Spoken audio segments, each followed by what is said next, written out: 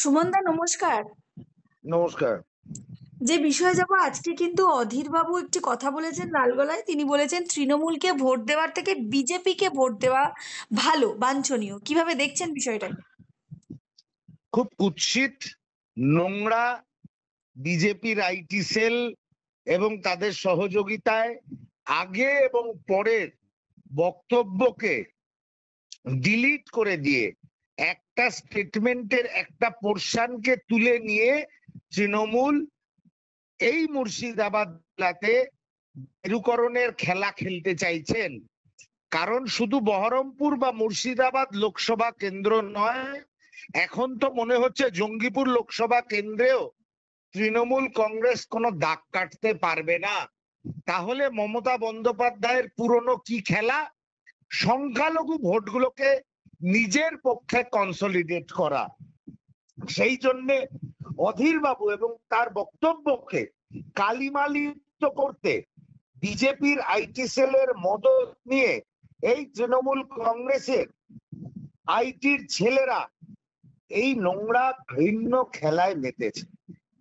আসল বিজেপির সঙ্গে সমঝোতা বা সেটিং, বিজেপির বিভিন্ন প্রার্থীদের সঙ্গে বিজেপির সমঝোতা বা সেটিং এর ব্যাখ্যা আজকে বহিষ্কৃত সাধারণ সম্পাদক তৃণমূল কংগ্রেসের সংবাদ মাধ্যমের সামনে দিয়ে দিয়েছেন।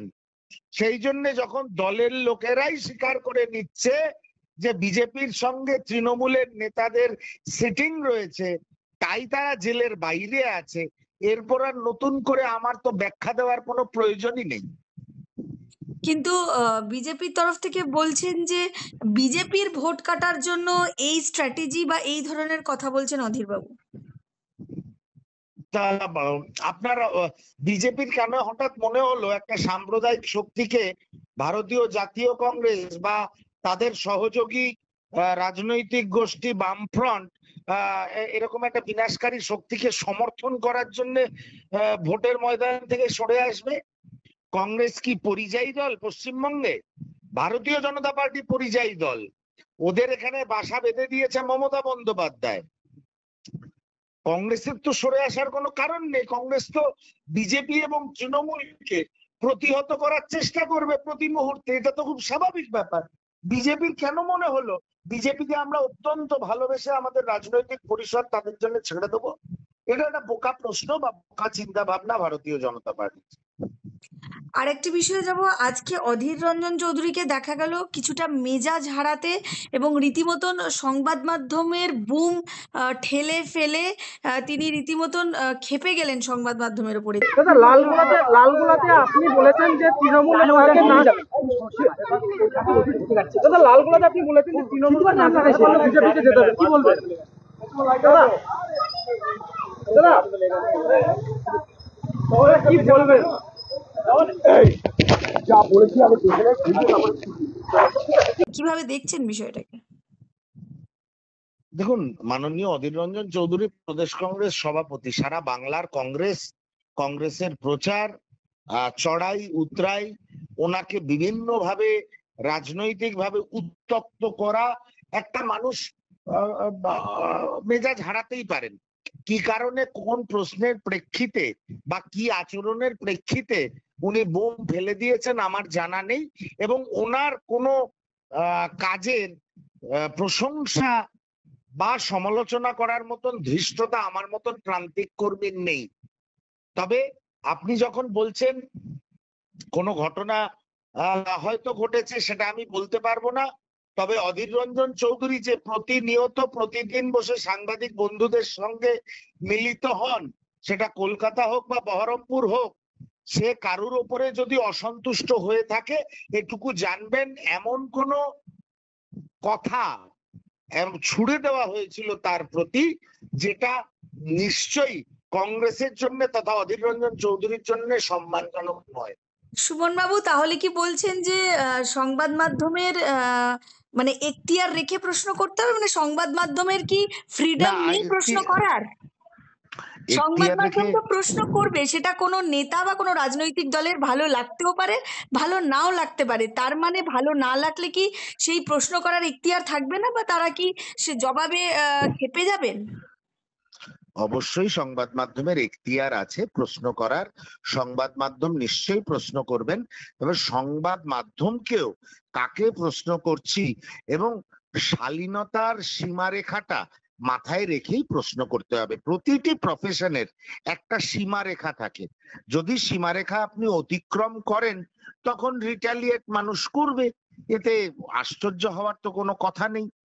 অধীর বাবু তো মহুয়া মৈত্রর মতন বলেননি, দু পয়সার সাংবাদিক কখনো বলেননি, তৃণমূল নেতাদের মতন কখনো প্রশ্ন করেননি সাংবাদিকের যে তোমরা একই হাউস থেকে কজন কোন দিকে কোন ডাইরেকশনে আছো, কখনো অধীর বাবু করেননি।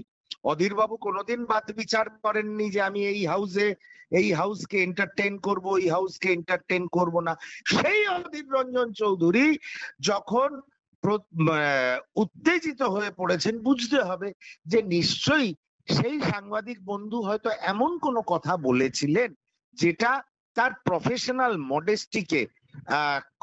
প্রফেশনাল মডেস্টি তিনি ক্রস করেছিলেন, সেই কারণেই হয়তো ঘটে থাকতে পারে। তবে আমি যেহেতু সেই জায়গায় উপস্থিত ছিলাম না, এই বিষয়ে আমি কোনো মন্তব্য করব না। তবে অধীর বাবুর মতন মিডিয়া ফ্রেন্ডলি পলিটিক্যাল লিডার হয়তো বাংলাতে হাতে গোনা একজন দুজনই আছেন। একদম শেষ একটা প্রশ্ন করব। আজকে দেখা গেল যে তাপস বাবুর সাথে একই মঞ্চে কুণাল ঘোষ, এবং তার প্রশংসা করার ফলে রীতিমতন দল তাকে ছাঁটাই করে দিল, এবং তার যে পদ সেই পদ থেকে তাকে বহিষ্কার করে দেওয়া হলো, মানে সরিয়ে দেওয়া, অব্যাহতি দেওয়া হলো। কিভাবে দেখছেন বিষয়টাকে?